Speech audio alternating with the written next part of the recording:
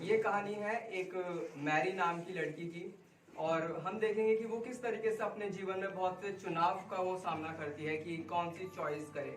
हम जैसे कि आप और मैं भी अपने डेली लाइफ में बहुत से चुनाव का सामना करते हैं। हर दिन हम कोई ना कोई डिसीजन हमारे सामने रखा होता है कि हमें ये करना है या वो करना है। ब्रेकफास्ट में ऑमलेट खाएं या फिर पिज्जा खाएं या फिर सैंडविच खाएं या फिर बाइबल पढ़ी जाए या टीवी देखा जाए। ये तो सिर्फ मैं एक एग्जांपल दे रहा हूँ, लेकिन इससे कई ज्यादा बड़े बड़े डिसीजंस जो होते हैं वो हमारे सामने रखे होते हैं। और इसी तरह से कुछ डिसीजंस जो हैं वो इस मैरी नाम की लड़की के सामने भी है। सो हम देखेंगे कि वो किस तरीके से उन चुनावों का सामना करती है। So let's see. लाइफ कितनी मुश्किल हो गई है ना, कितने सारे चॉइसेस करने पड़ते हैं, समझ ही नहीं आता क्या चुने ना चुने। पर आज का दिन बहुत अच्छा है, बहुत सुहाना है, तो आज मैं सोच रही हूँ कि मैं बीच पर जाकर के पिकनिक मनाऊं। हाँ, चर्च मिस हो जाएगा पर कोई बात नहीं, कभी कभी तो ऐसा चलता है। हाँ, बिल्कुल सही कह रही हो तुम। अभी तो तुम जवान हो, ये उम्र चर्च जाने की थोड़ी ना है, बल्कि घूमने फिरने की। जाओ, एंजॉय करो लाइफ को। हाँ, सही कहा, मुझे बीच जाना चाहिए।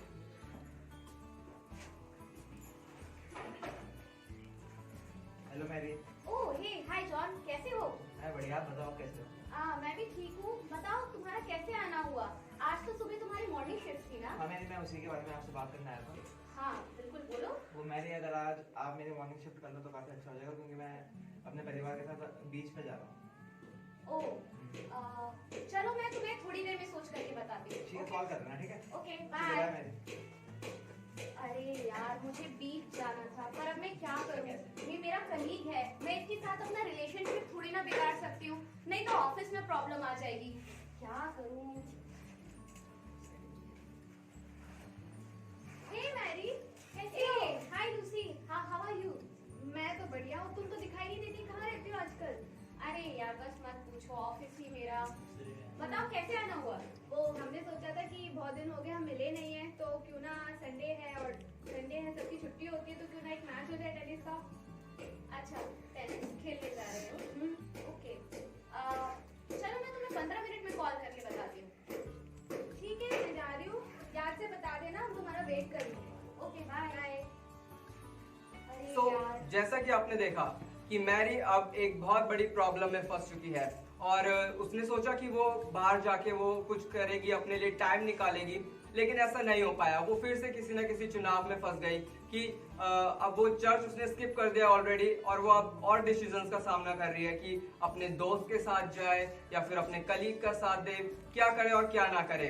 जैसे कि जस्ट आपके और मेरे साथ होता है कि कई बार हम चुनाव के बीच में दबके रह जाते हैं कि ऐसा करे यार या वैसा करे। अब हम देखते हैं कि मैरी अब आगे क्या करती है। मेरी बेटी कैसी है तुम?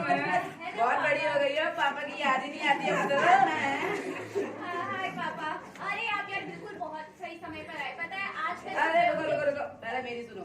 देखो, अभी क्या है, तुम्हारी मम्मी ने पार्टी इंतजाम किए तुम्हारे लिए है। देखो, अभी 1 घंटे में घर पे आ जाना, ठीक है? मैं वहीं इंतजार कर रहा हूँ तुम्हारे लिए। आ जाना टाइम पर, आ जाना, ठीक है? टाइम पर आ जाना। मेरी बात तो सुनिए। अब ये सुनकर मैरी बहुत ज्यादा परेशान हो चुकी है कि अब पापा के साथ जाए या बाकी चीजों को देखे, और इस टाइम मैरी बहुत ज्यादा परेशानी में है। और फिर उसकी एकदम से नजर पड़ती है बाइबल की तरफ, और उसके सामने वो जब वो वचन खोलती है तो उसको मिलता है इब्रानियों 10:25। और इसलिए इकट्ठा होना ना छोड़े, जैसे कि बहुतों की रीति है।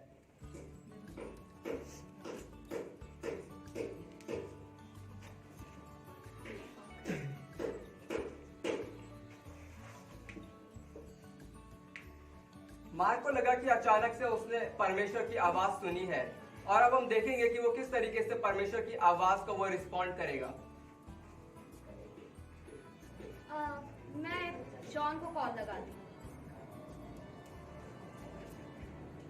हेलो जॉन, हाय यार, पर माफ करना, मैं आज तुम्हारी शिफ्ट नहीं कर पाऊंगी।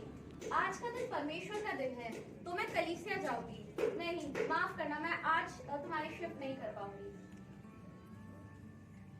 चलो लूसी को कॉल लगाती हूँ। हेलो लूसी, हाय। अरे यार, मैं आज तुम्हारे साथ टेनिस नहीं खेलने आ पाऊंगी। आज का दिन परमेश्वर का दिन है। चलो हम फिर कभी टेनिस खेलेंगे। हाँ, और लंच मेरी तरफ से। ओके,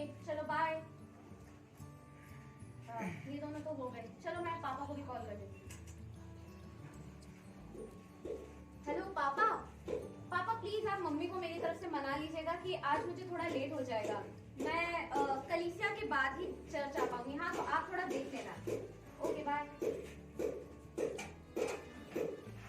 मैरी को ये बात समझ में आ गई है कि उसको बहुत सारी चीजों का सामना करना पड़ रहा है और उसने सारी चीजों को हटाकर परमेश्वर की आवाज की तरफ ध्यान दिया, और जो कि एग्जैक्टली हमें जैसा करना भी चाहिए कि कई बार हम बहुत सारी चीजों में फंस के रख जाते हैं और हम परमेश्वर की आवाज को नजरअंदाज कर देते हैं कि परमेश्वर उस चीज के बारे में क्या कहता है।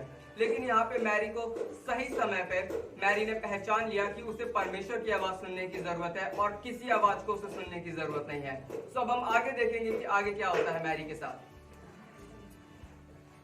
मैरी, तुम ये क्या कर रही हो? बाइबल पढ़ के अपना प्लान मत बदलो। तुम्हारा प्लान था बीच में घूमने जाना। बाइबल पढ़ने से कुछ नहीं होता, बीच में अपना प्लान मत बदलो। ऐसा करो, तुम अपनी जॉब से रिजाइन ही दे दो, क्योंकि मेरी मॉर्निंग शिफ्ट करने में तो तुम्हें काफी तकलीफ हो रही है। क्या यार, मैंने सोचा था हम इतने दिनों से मिले नहीं हैं, हम पार्टी करेंगे, मिलेंगे। मैंने सोचा था फिर ड्रिंक मेरी तरफ से। तुम नहीं जा रही, कम ऑन, चलते हैं। मेरी बेटी, तुम पैदा होती तब हम इतने खुश हुए थे कि तुम आई हो हमारे जीवन में, और आज देखो तुम्हारे पास बिल्कुल वक्त नहीं है हमारे लिए। हमने एक एक दाना तुम्हारे लिए दिया और आज तुम ऐसा कर रही हो। तुम्हें चर्च जाना है हमें छोड़कर? हमें तुमसे ये उम्मीद बिल्कुल भी नहीं थी। मैरी, अगर तुम मुझसे प्यार करती है तो तुम मेरी आगे को जरूर मानेगी। मैरी को इस टाइम अब समझ आ चुका है कि उसके सामने एक्चुअल में कोई चुनाव है ही नहीं। उसे सिर्फ और सिर्फ परमेश्वर की आवाज को सुनना है और इसके अलावा उसे किसी की आवाज को सुनने की जरूरत है ही नहीं। आपके और मेरे जीवन में भी हमें किसी की तरफ सुनने की जरूरत एक्चुअल में है ही नहीं कि कौन क्या कह रहा है और कौन क्या कर रहा है। हमें सिर्फ परमेश्वर की आवाज को सुनने की जरूरत है कि आखिर परमेश्वर मेरी परिस्थिति के बारे में क्या कहता है। अब हम देखेंगे कि मैरी अब आगे क्या करती है। प्रभु, मेरी सहायता कीजिए कि मैं आपकी आवाज को सुन सकूं और आपकी आज्ञाकारी होकर के अपने जीवन को बिता सकूं। मैरी अब अपनी बाइबल लेती है और वो चर्च की तरफ जाती है, जो कि उसे एक्चुअल में करना चाहिए था।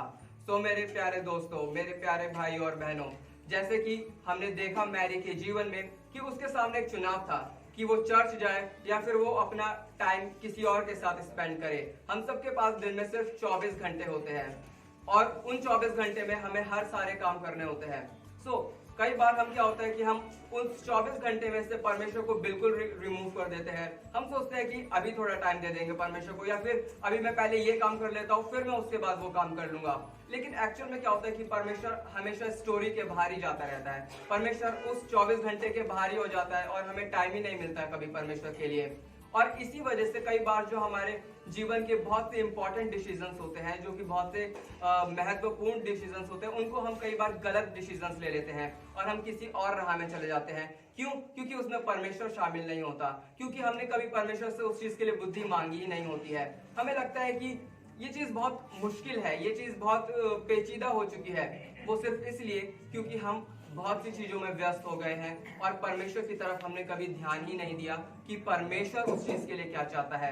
हम बहुत अच्छे से जानते हैं और आपने और मैंने ये वचन सुना भी है कि हे मार्था, तू बहुत सी चीजों के विषय में चिंतित रहती है, लेकिन मरियम ने एक बहुत अच्छा भाग चुना है जो कि उससे कभी नहीं लिया जाएगा।